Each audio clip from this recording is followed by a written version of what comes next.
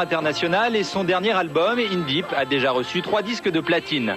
Le dernier objectif de cette jeune Australienne de 31 ans est de conquérir le cœur des Français. J'aime beaucoup Tina Arena, sa voix me touche énormément. J'aime beaucoup ses chansons. Passion, intelligence et détermination.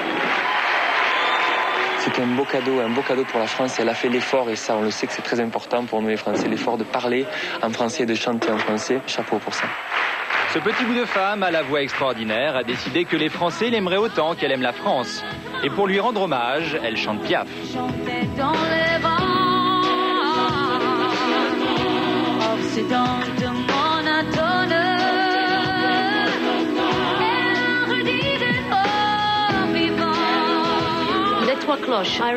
La première fois que j'ai entendu cette chanson et que j'ai vu Edith Piaf, j'étais une toute petite fille. Je me souviens de Piaf comme d'une femme avec une très forte personnalité. Il n'y a qu'une seule Edith Piaf.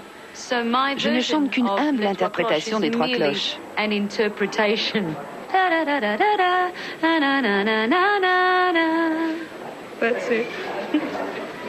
La France représente un nouveau départ pour moi. Plus je passe de temps ici, plus je tombe amoureuse du pays, de la culture, des gens, des petits plats, du mode de vie. En fait, je me sens un peu chez moi. C'est bon. Tina est une petite fille lorsque le public remarque son allure et sa voix dans la version australienne de l'École des fans. J'ai commencé ma carrière à l'âge de 7 ans et j'ai fait mes premiers pas à la télévision à 16 ans. Those 16 years don't they mean anything to you?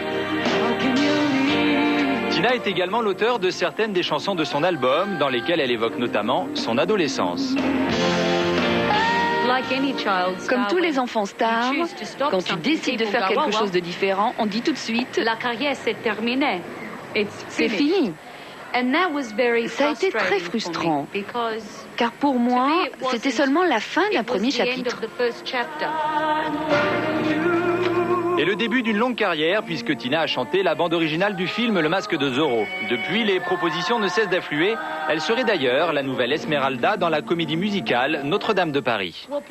Luc Plamondon et Richard Cochiante m'ont remarqué l'année dernière, alors que je chantais avec Patrick Fiori.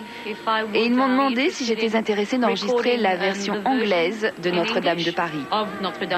Et tout d'un coup, j'ai vu arriver Tina Arena, que je ne connaissais pas, qui s'est mise à chanter, et je me suis dit, mais voilà une Esmeralda. Il m'a dit qu'elle était australienne, mais de parents siciliens, c'est une méditerranéenne, donc elle était née pour être Esmeralda.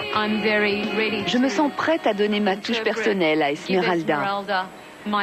Je m'identifie beaucoup à elle. Et c'est un rôle magnifique. En attendant de retrouver les planches, Tina Esmeralda profite des plaisirs de Paris.